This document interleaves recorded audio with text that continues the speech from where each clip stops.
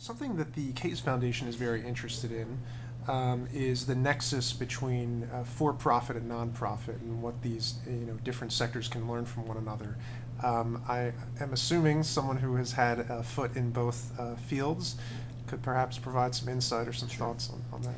I think it's an excellent question, and in fact, one of the unique features about the Brain Trust Accelerator Fund is that, true to our double bottom line mission to help patients as well as to get a good rate of return, we actually have an agreement with charities to be able to give them a portion of our management fee and our profits in exchange for their access to their deal flow, namely those opportunities that they fund but are getting stuck, those great opportunities that are being funded but can't get advanced.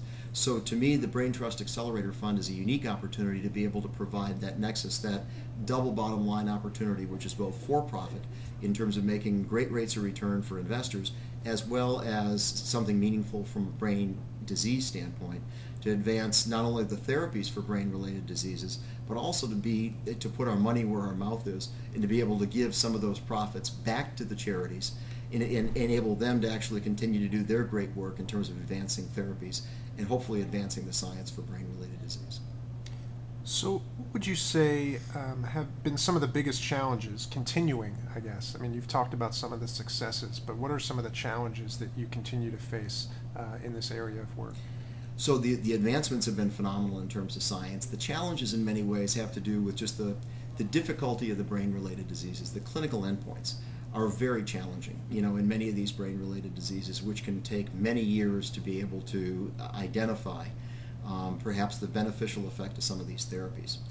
A counter to that, in terms of the challenge, is the opportunity, and that is that with the advent of the genome sequencing and as I mentioned, the pathway understanding as it relates to cancer, we now also have an understanding that pathways are important as it relates to brain-related disease as well, not just the cancer side, but the brain-related disease, which enables us to say that indeed, if indeed we can identify a type of patient based on their genomic or their particular molecular kind of profiling, if we can identify patients that have a unique form of the disease, we might be able to enrich the clinical trials for those patients and be able to identify a benefit to those patients sooner than we might otherwise be able to do in the general population.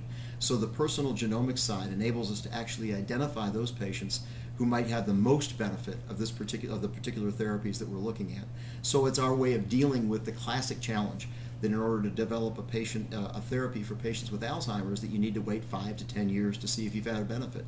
Our counter is that if we can identify that subset of patients that actually deteriorates at a more accelerated pace, then we might be able to show the benefit of this particular therapy in an accelerated fashion, which would remedy the concerns about being able to make it a commercially viable opportunity in a reasonable period of time.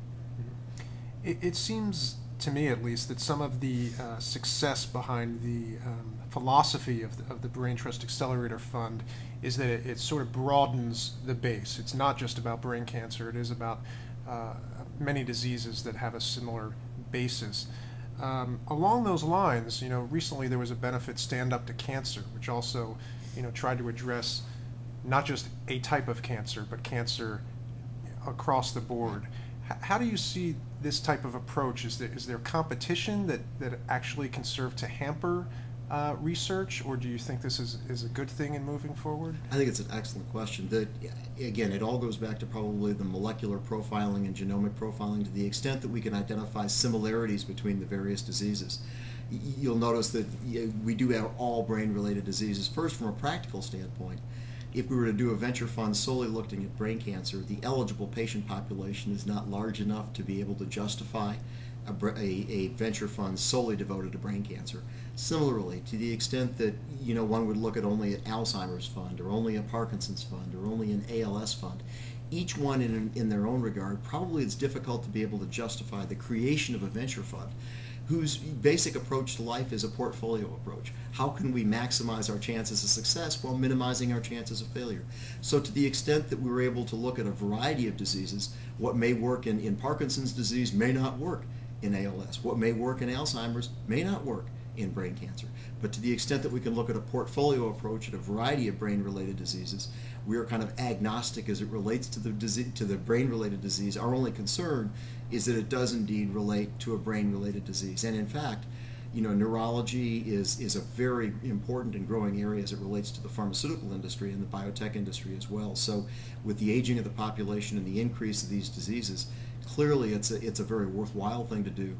And while there could be competition between the various foundations, from our standpoint, we win as long as there's a therapy for a patient with a particular brain-related disease. Mm-hmm. You said a few minutes ago, it's we may not see a cure for brain cancer or any of these diseases in our lifetime.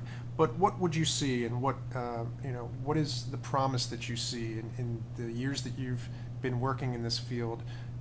What do you see as the future in this area? Excellent question. I believe that, fundamentally, one can hope that there will be a cure someday. I think the greatest we can probably achieve in a reasonable period of time would be to be able to convert cancer into a chronic disease as opposed to an acute life-threatening disease. Something perhaps that a patient could very well live with ongoing medication. Something like, diabetes in some ways, where with adequate medication the patient might be able to enjoy a prolonged period of time of life and be able to enjoy family and a variety of other things for a prolonged period of time. So converting the acute disease into a chronic one which can be managed well with a variety of medications over a prolonged period of time. And whether that constitutes a cure for all practical purposes, we leave it up to the individual families to determine. Right. Well, John, I wanted to thank you for taking the time to meet with us. The Brain Trust Accelerator Fund, is there a website or any contact information you would want to share? There is. It's Brain Trust VC, www.braintrustvc, like venturecapital.com. And it's a website that describes basically the companies that we've invested in, the promise that we have to date, and the trends in the area. So I'd be happy to have anyone take a look at that. Great. Well, we look forward to checking it out, and thanks again for taking the time. My pleasure. Thank you. All right.